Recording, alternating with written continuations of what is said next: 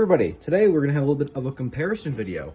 We're going to be comparing $1.50 wood screws from the Dollar Tree, and we're going to compare some nicer Grip-Rite T25 screws. The thing with these screws, these were bought by quantity, these were bought by weight. This was an open box, so I got a pretty good deal on it. But for 50 of these nice T25 screws, it costs about $6, $1.25. Let's compare and contrast and see what screw will come out on top. All right, so for the dollar store wood screws, these are a number 2 Phillips drive. For the Grip-Rite construction screws, these are a T25 drive. All right, so the first proper test of our screws, this is using the Grip-Rite screws. I just set it up with 2 boards, butted together at a 90-degree angle, clamped it down to my bench, and we're going to see how easy it is for me to pull this screw out. Maybe the screws are going to pull out, maybe they're going to snap. I don't know. We'll see what happens. All right, so they pulled out and they bent just a little bit. Before all the keyboard cowboys come after me, I am aware wood screws do not work well when put into the end grain of wood.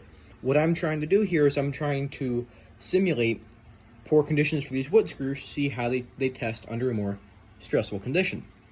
That's why I chose to do it the way that I'm doing it. All right, everybody, round 2 with the dollar store wood screws. We'll see how they do.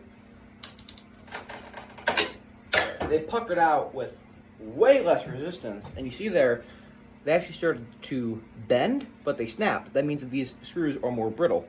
So the main difference or issue with Phillips versus Torx, so if I can get my impact on here straight, this is going to be with just the down pressure of the tool. You can see how it just pops off. It does not want to engage with the screw. Now obviously that is with me not giving it any down pressure that it actually needs. So yes, that is operator error. These screws get driven into wood every day. It's just one inconvenience. Now I will show you what happens with the Torx. With the Torx wood screw, I let the weight of the tool do the work. Other than the fact that the impact is weak and the wood is very hard and I did not pre-drill, I think my point is illustrated.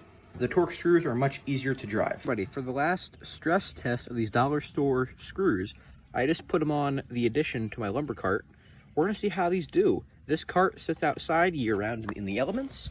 Then over here on the side, where the new frame sections meet the old, I have the Grip-Rite. So we'll give this a year, probably longer, because I will forget.